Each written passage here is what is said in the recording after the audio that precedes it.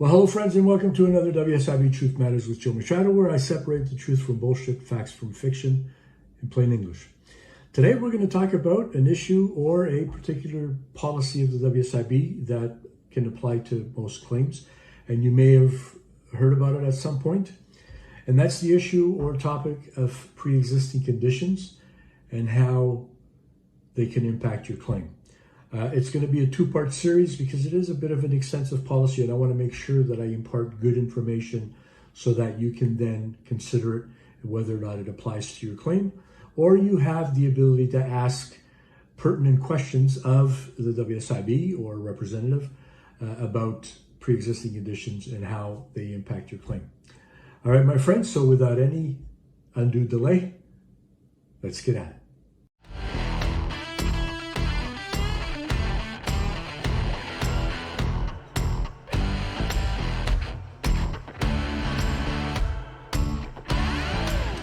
All right, my friends, so we're going to talk about pre-existing conditions, as I had indicated in the beginning of the video. The WSIB has a very specific policy that deals with pre-existing conditions. It's policy 150203, and you can go on the WSIB website, enter WSIB policy 150203, and it'll take you to that document.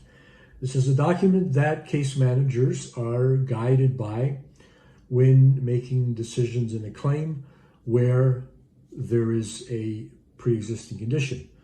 The first part of this video, I'm going to talk about the pre-existing condition, the definition of a pre-existing condition.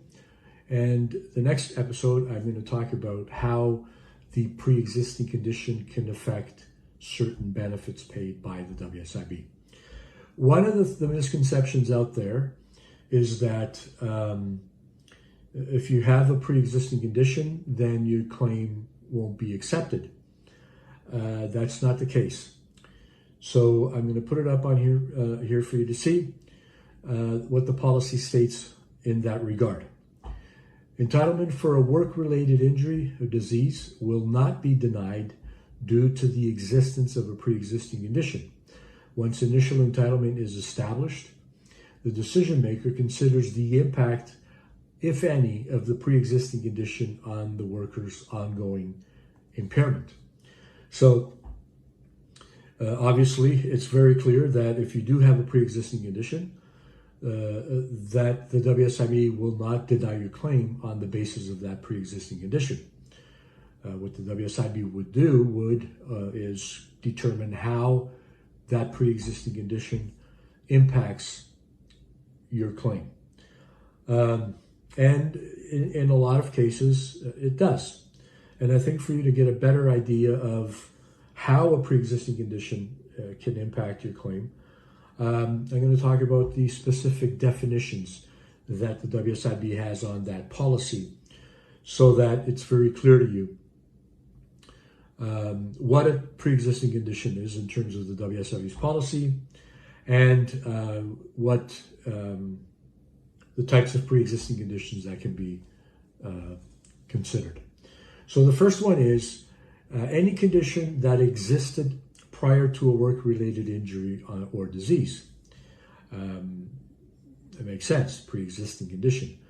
So if you had, for example, a back problem, and you knew of this problem, you had either received treatment for it in the past, and then you have a work-related injury to your back, to the same area, then because you have a prior back problem, it doesn't mean that when you have an injury to that same area of your back that the injury will be denied. And again, later on in this policy, I'll explain a little bit more. But yeah, so any type of condition that pre-existed your injury or disease. And so that can include diseases, it can include degenerative changes or conditions in your body, and psychiatric conditions, as well as injuries that you may have had in the past. And how does the WSIB look at this? In terms of determining whether it's a pre-existing condition. So the definition states, it must be confirmed by a pre-injury or post-injury clinical evidence. So in other words, there's medical information that demonstrates that you had an injury or you had a problem before the injury, and or medical evidence that's taken after you had the injury demonstrates that there's a pre-existing condition. For example, with a back problem, it may very well be that you never had any back issues at all, but you did have degenerative disc disease in your back, and you've probably heard this term. Well, it may very well be that after there are x-rays or CT scan or MRI of your back that shows that there is degenerative disc disease, well, that degenerative disc disease could very well be something that developed before your accident. So that's what they mean by clinical evidence that shows that there was a pre-existing condition before your accident. And of course, it could be that that pre-existing condition becomes symptomatic after the injury.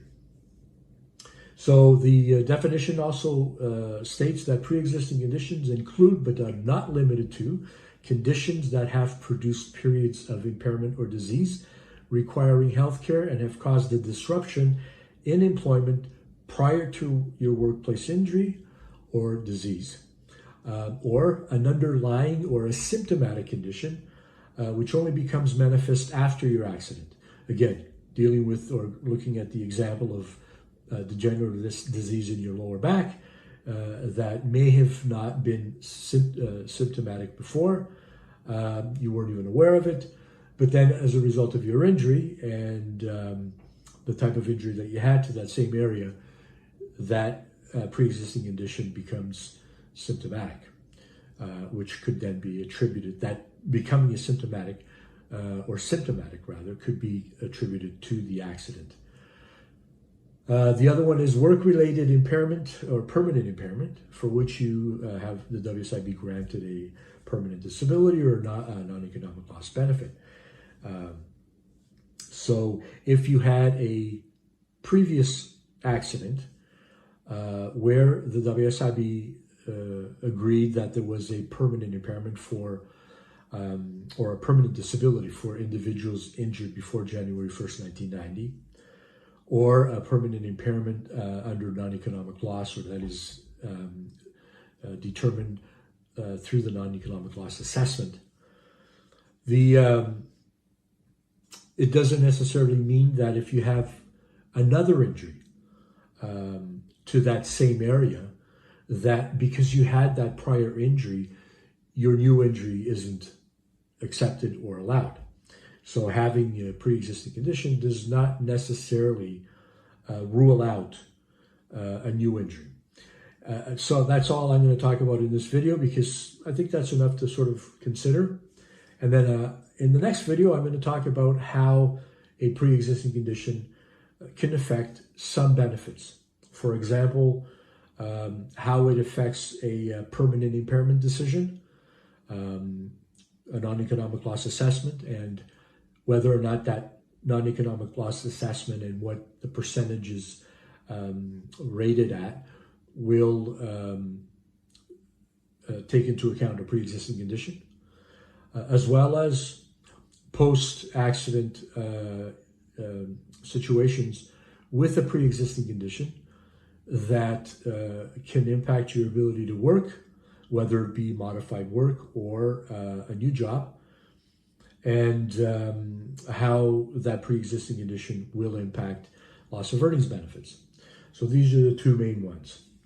All right, well, that's coming up in the second episode, which will be done probably Monday.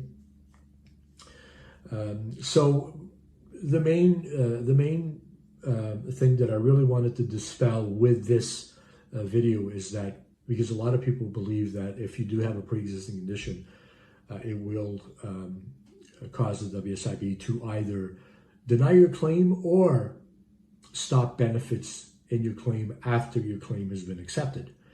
And so the WSIB cannot deny your claim because you have a pre-existing condition, but the pre-existing condition can impact certain benefits in the adjudication of your more recent claim. All right, my friends, so I hope that this information was provided you with a little bit of an understanding of pre-existing condition, what it is, how the WSIB looks at it in terms of accepting a claim or denying a claim. And of course, the next episode will, I think, impart information that is more useful in terms of whether or not or how benefits are impacted by a pre-existing condition. All right, my friends, so once again, I enjoyed taking a little bit of time to impart this information. If you're not a subscriber, I welcome you to become a subscriber. It's free, and hit the notification bell so that you're notified every time that I come out with a new video. In the last 3 or 4 weeks, I haven't posted as frequently as I normally do, and that's because I have been I've had some non-work related issues, pre-existing conditions, that have impacted me somewhat. But some of you know things are well. I'm back, feeling much better, and so my videos will be done on a more regular basis, at least once per week, because there's a lot of information to impart, and a lot of people throughout this province who still are not aware of their rights. All right, my friends, and please share my videos with others as well. And give me a thumbs up if you like this content. If there's something in particular you would like me to talk about, then make a note of it in the comments or send me an email. My information is here, and I will then work it into one of my videos. All right, my friends, and as usual, and until the next time, take care. We know that connecting with the right lawyer or paralegal to handle your case can be overwhelming. Do they have the expertise to handle your case? Do they have a good track record? Are they affordable? We've got you covered. Legal Pro Connect takes the guesswork out of finding the right legal provider. We've already done the vetting for you and connect you with the right lawyer or paralegal. With the expertise to handle your specific issue and at preferred rates. Get connected today. Visit www.wsibsettlements.com.